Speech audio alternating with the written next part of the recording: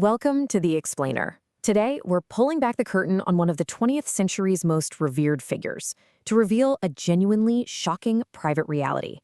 We are going to explore a deeply hidden 50-year spiritual struggle that honestly completely redefines her entire life's work. Think about the Mother Teresa we all know from the history books. Publicly, like in her famous 1979 Nobel Peace Prize speech, she was this radiant, unwavering channel of faith.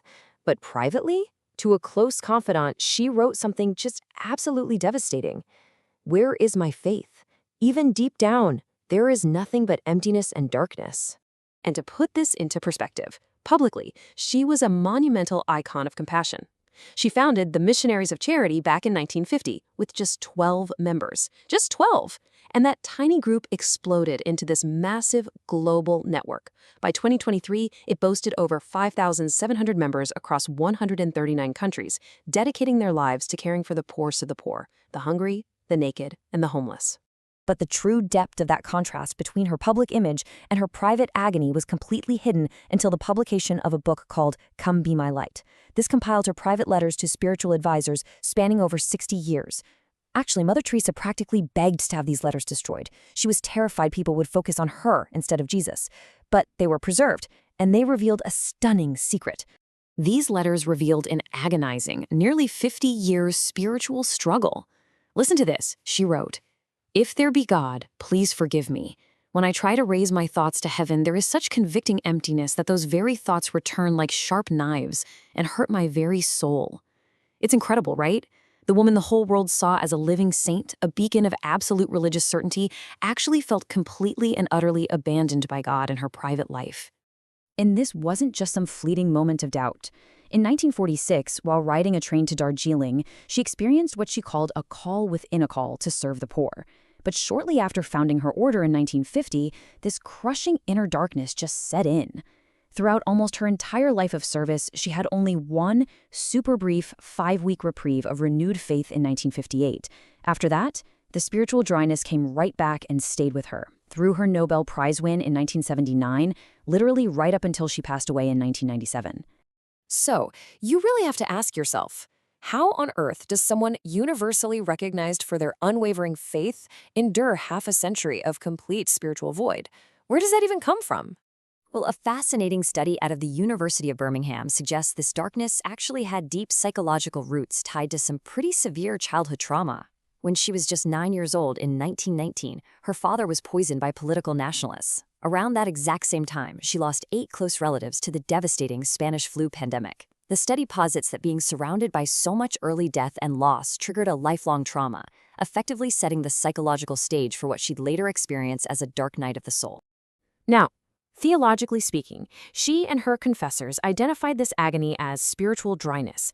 It's a recognized spiritual crisis characterized by a prolonged agonizing sense of separation from God.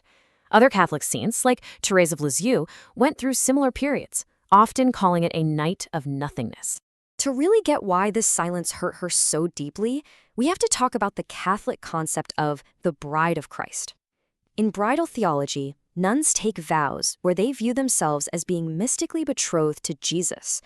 Because of this incredibly personal, spousal framing, God's silence didn't just feel like some distant philosophical doubt. To her, it felt like a devastating, personal marital abandonment. But here is how she brilliantly managed to transform that darkness.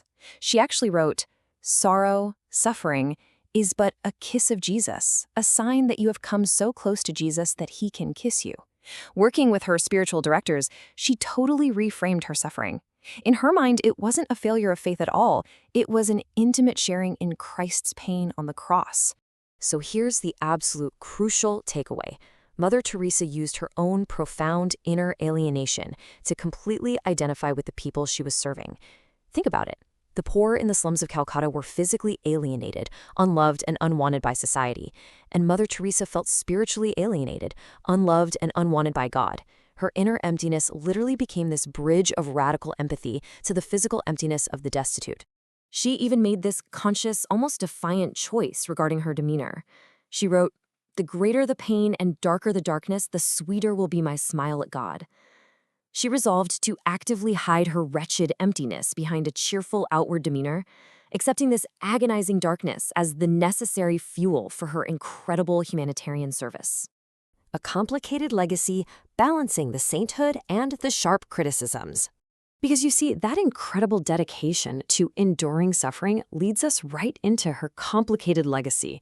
That exact theological view opened the door to some incredibly sharp, highly debated criticisms of her humanitarian methods.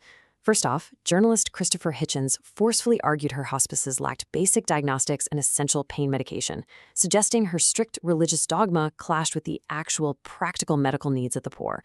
Then, secular humanist Barbara Smoker criticized Mother Teresa's absolute stance against abortion and contraception, arguing it diverted global funds away from systemic solutions to poverty. And finally, there were the financial controversies.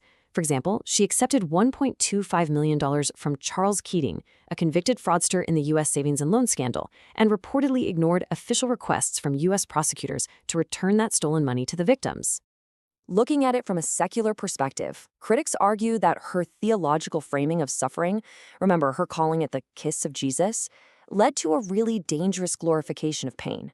Critics allege this mindset prioritized a religious agenda over basic medical care, pointing to reports of dying patients being baptized without their explicit consent, and describing her institutions as places of harsh austerity and rigidity, rather than places of modern palliative care. Yet despite these complex controversies, and despite carrying her own lifelong inner void, her unwavering dedication to the most vulnerable people on Earth resulted in an undeniable global legacy. Recognizing her monumental impact and her life of service, the Catholic Church officially canonized her as Saint Teresa of Calcutta on September 4, 2016. Which leaves us with a pretty profound final thought to ponder today. When we look at the totality of Mother Teresa's life, the massive global charity, the severe critiques, and that shocking private agony revealed in her letters, we really have to ask, does the ultimate form of altruism come from a place of joyful, radiant spiritual fulfillment? Or can it come from enduring half a century of the deepest, darkest emptiness, carrying that immense burden in absolute secret, all for the sake of others? It certainly changes how we look at the legacy of the Saint of Calcutta.